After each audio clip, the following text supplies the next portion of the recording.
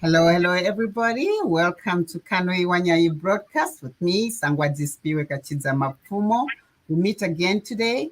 Last week we missed a couple of Saturdays, but here we are, and I'm looking forward to today's discussion. I would like to introduce you to today's ordinary person who is doing extraordinary stuff. My guest today is Isaac, King Isaac. He's a musician, and we have a very, very important topic that we have today, the problem of substance or illicit drug use in Zimbabwe. It's a worrisome problem. Everybody's talking about it, but sometimes we almost feel like not much is being done about it.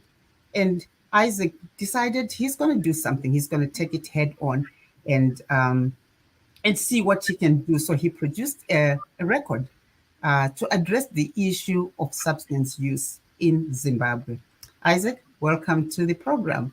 I'd like you to feel comfortable and tell us a little bit more of this problem that we have in Zimbabwe. As I said, we see all kinds of kids in the streets, some adults actually, not only kids, using substances, and it's a problem. And I know people are talking about it. What's your take on it? What really moved you to produce this record? Because I know everybody is worried about the issue of substance use in Zimbabwe. Thank you, Spiwe, for having me, and thank you for highlighting this very important subject. What drew me to writing a song about it was just the pain that I felt looking at young people throwing their lives away deep in these drugs, disoriented, broken, with no real sense of reality anymore. The trouble that the taking of drugs has been bringing to themselves and their families, the devastation, the futures being thrown away.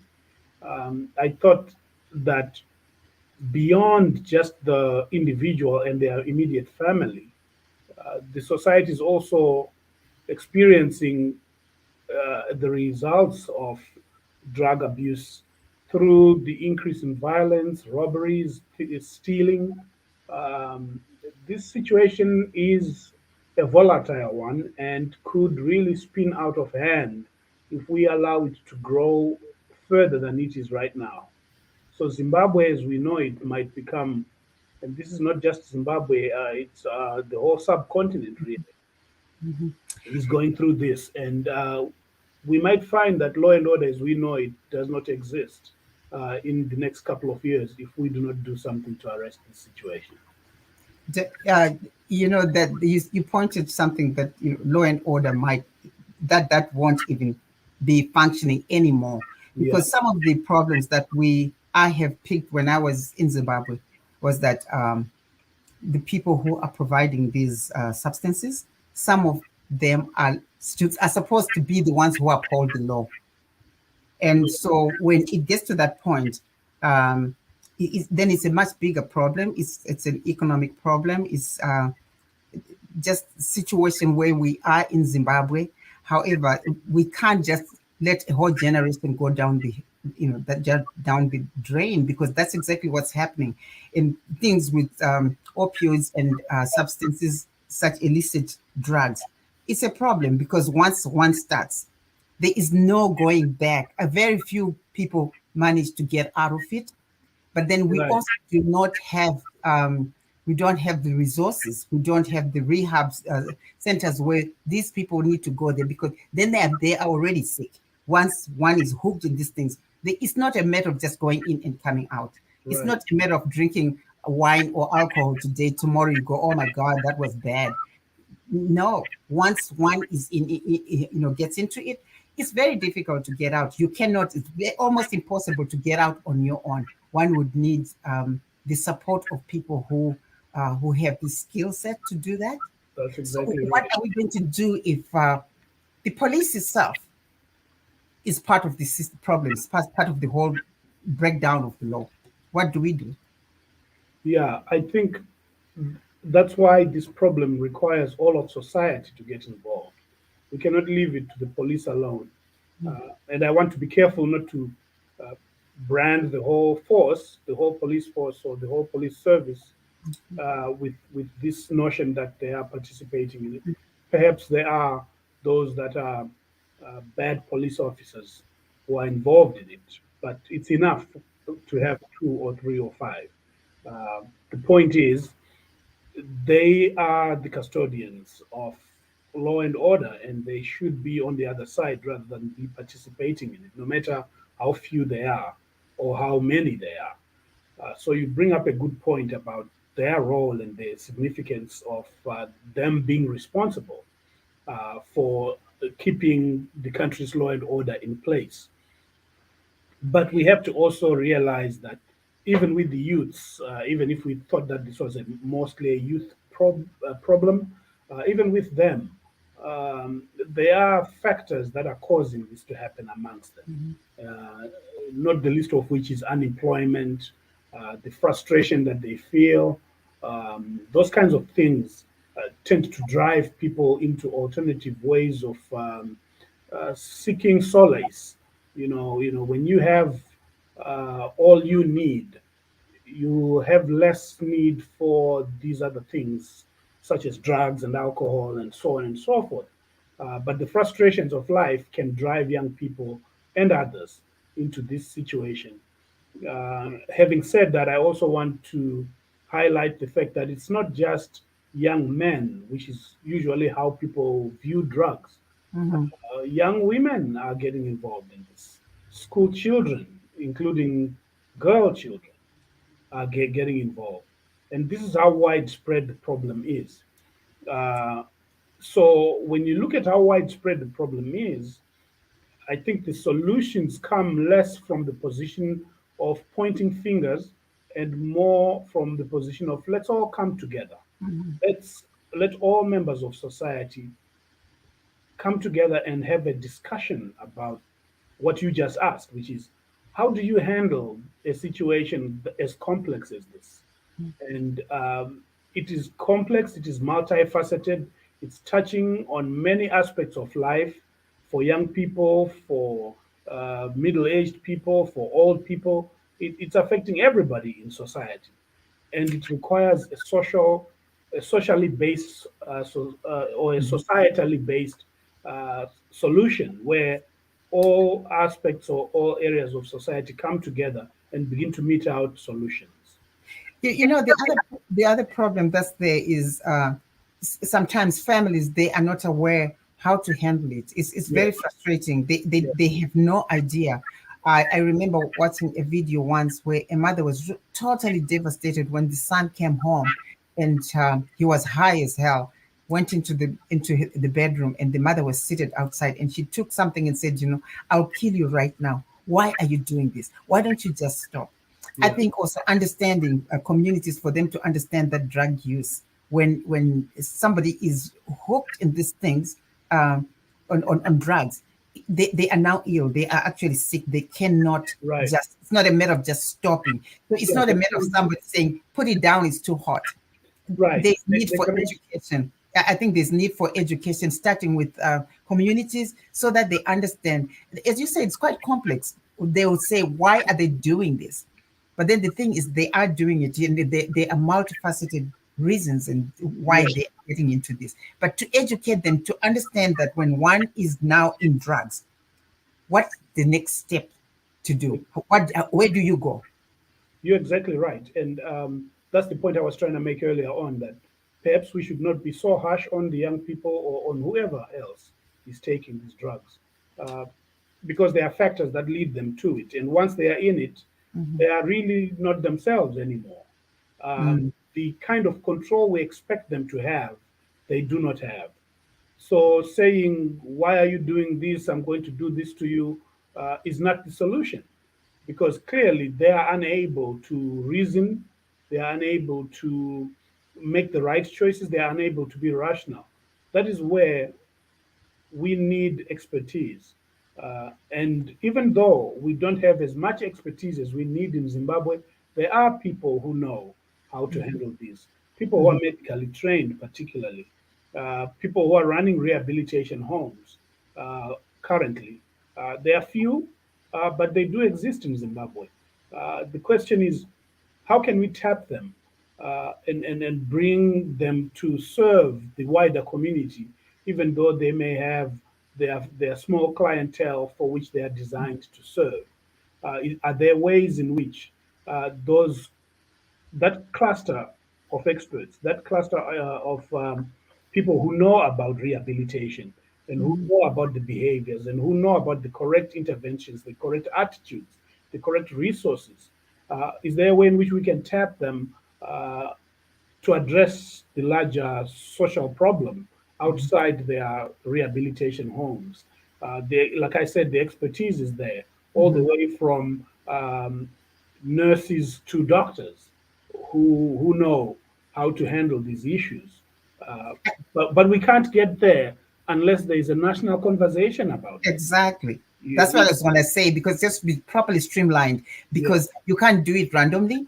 And just like we had to do something when the HIV came into our lives, yes, people had to, the government had to come up with strategies of doing this. And I yes, always go back in our communities.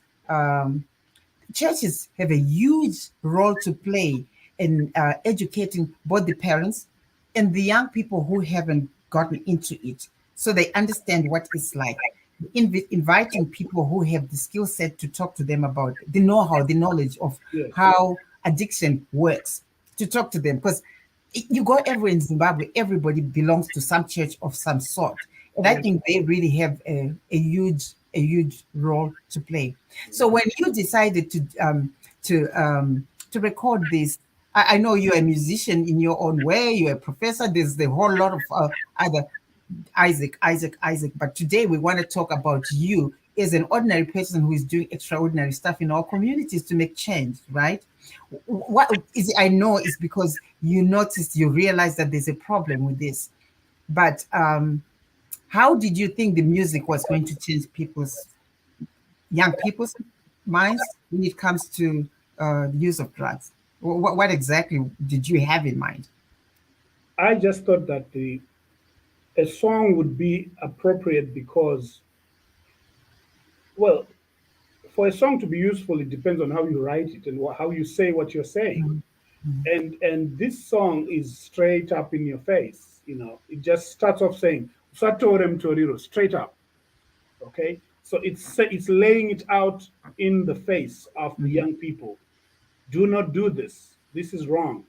Then it goes on to talk about how it might look like it's fun, but it's destroying you.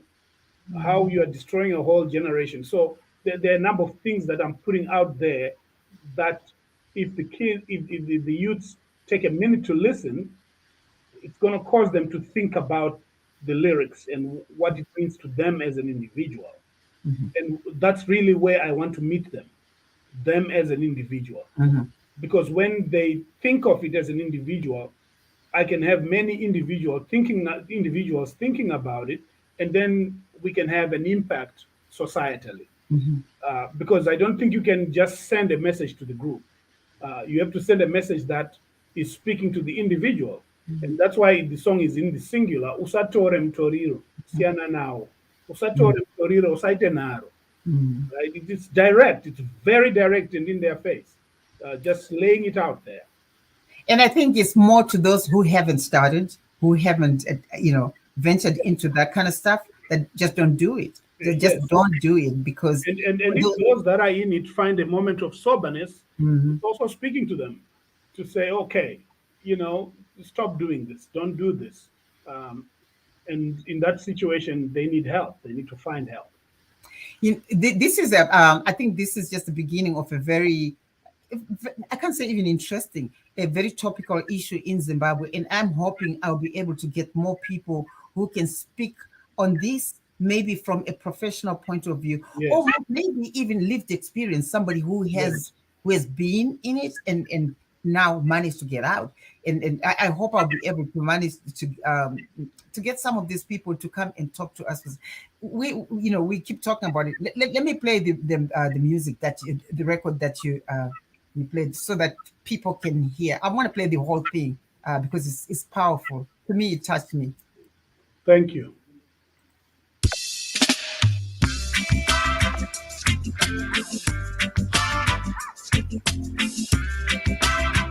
Oh, well, yeah, now. Usatore Mutoriro, siana nao. Usatore Mutoriro, saite naro.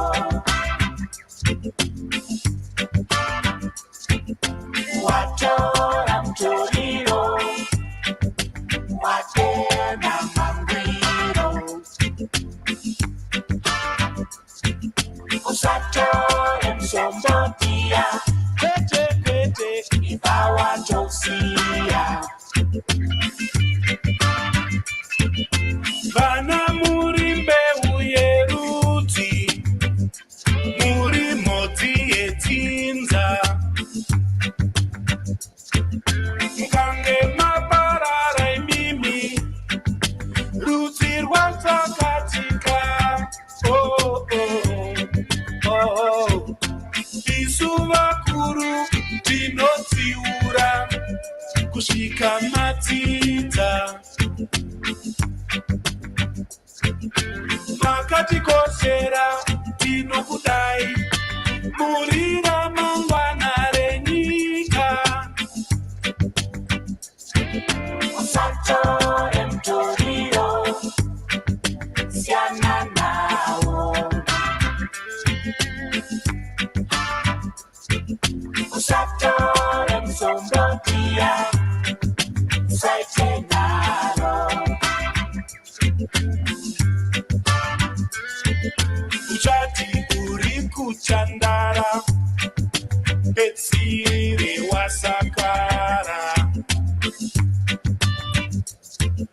Uchati uri kufara, betsire waparara.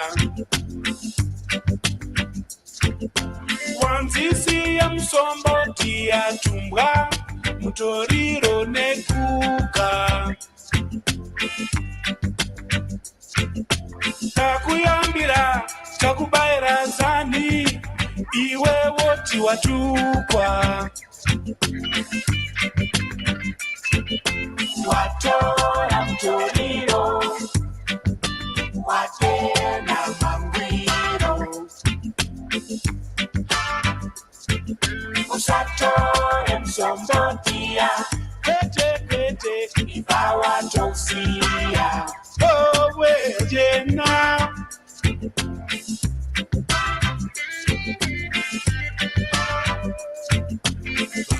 Vakarasa pfungwa, vakasiya mabasa, vongotsengerera mudhorobha, vakazvifunga vorara mugoronga. Kumba vana yango venzara, vongopona nezvekupara.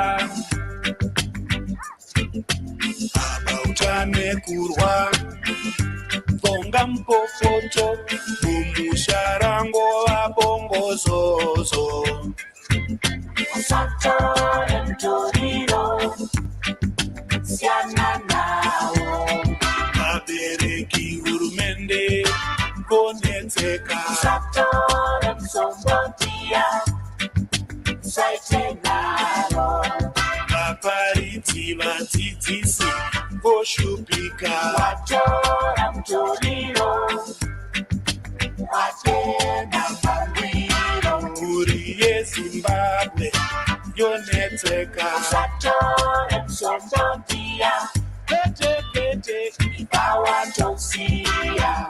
Sia, sia, sia.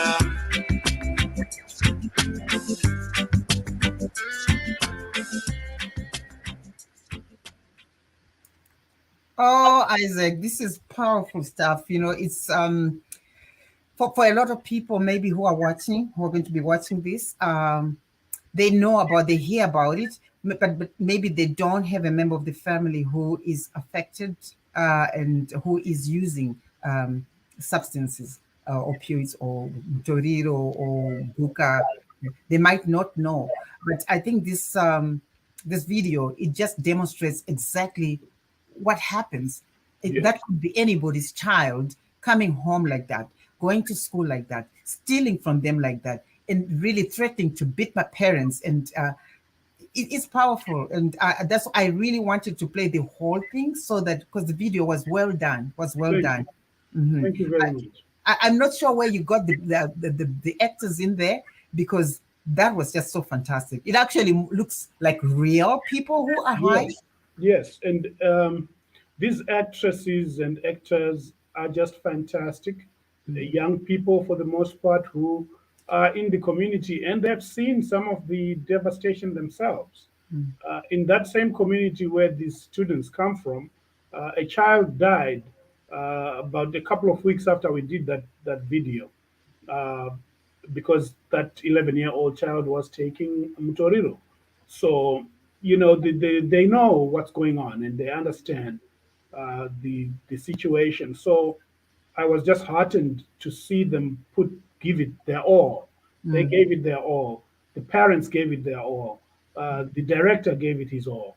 Everybody in it really did their best, and so they were able to put the message across. mhm, And one of the nice things that came out of this spirit is that we had a young lady named Tatenda, I think her name is. Now I'm going to miscall or call the wrong name here, but she won the Miss Talent, um, Miss Intellect contest in Zimbabwe this year.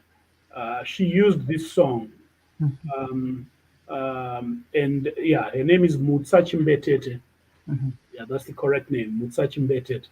She used this song as a backdrop for the message that she was putting across to young people. And she did very, very well and became Miss Intellect uh, uh, for 2023 using this song.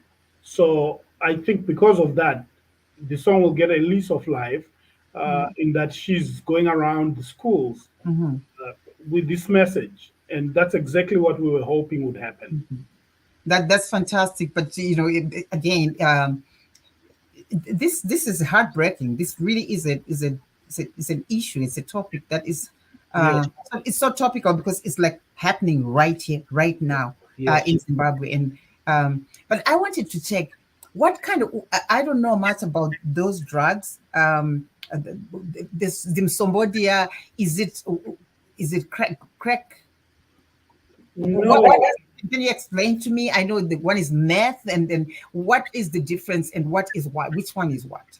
so they're doing a number of different things. The math is part of it, but then there are all these things that they do with light bulbs, and they scrap things out of them and use them to smoke. They are taking even some sanitary pads and things like that. They find there's some chemicals in those things that they draw out and use. There are varieties of ways of making these drugs. Some of them are coming, like Tumbra comes packaged already, targeting young people. So there's a panoply of ways in which they obtain ready-made and things that they make themselves. They just know how to create the concoctions, and then they take them, and that includes the meth that you mentioned. And Because when I think of the problems of meth, even in countries where the resources are there, yes, and they are struggling with people who are oh yes, who are hooked on meth, and how people are dying. I mean, yes, because overdosing in Canada here, the issue is people overdosing, and yes, also buying something that they think is it's that particular drug, yeah, it's meth, and and yet it's got something else put in it, which is a little too above what a human body can take. Right. And they're dying. And I'm thinking, if this happens in countries where the resources are there and the rehab centers are there, people can go detox and whatever, then what happens in a place where there are very few of these detox centers, rehab centers, and it's costly. It's costly. I mean, here in Canada, it's, at least it's, those kind of things are free. But I worry then how much is being done. So that's why there is a dire need for intervention, because our societies cannot afford to have this as a widespread problem, and yet it is becoming a widespread problem. Um, and we, if it affects one family, you better believe it affects more families than the one you know. Yeah. Because that one family's troubles will extend to other people's troubles. Yeah. So, for example, one child in that family might be affected, and we think it is that family's problem, but that child is going out there. They are robbing people, they are stealing from them, they are beating people up to get money, because once you are hooked on any drug, Mm. the next thing and the most important thing you live for is the next hit. You want to get another dosage of your drug of choice, and you will see that there is greater um, crime being committed by young people, because they just have no way of getting the money that they need to get the next fix. Yes, and it's both boys and girls, and girl child. Once they get to that point, they don't care. They, like Right. you said, they just want their neck. They just need to feed their habits, right? Exactly. And it just goes round and round in circle. They have to be high to be able to sell their bodies without thinking, and Yeah. they have to sell their bodies to feed their habit, and Right. boys children as well, you know, Yes. and selling their bodies for Yeah. For yeah, the high, for the yeah. fix. Hmm. So once you get into that space, you have a lot of issues, including health issues, unwanted pregnancies, sicknesses, illness, Mm, mm, many of which the families are unable to support in terms of finding the right cure, finding the right medicines, let alone getting professional help for the drug addiction. So it brings a whole load of problems and troubles and tribulations. And mm, you mentioned the church earlier on, right on. We need to have a multifaceted, multi-institutional uh, intervention that includes government, the education system, the health system, the faith system. We need everybody to come to the table to talk about this problem. It needs to happen now, because if left for a couple more years, Harare will not be Harare like you know it.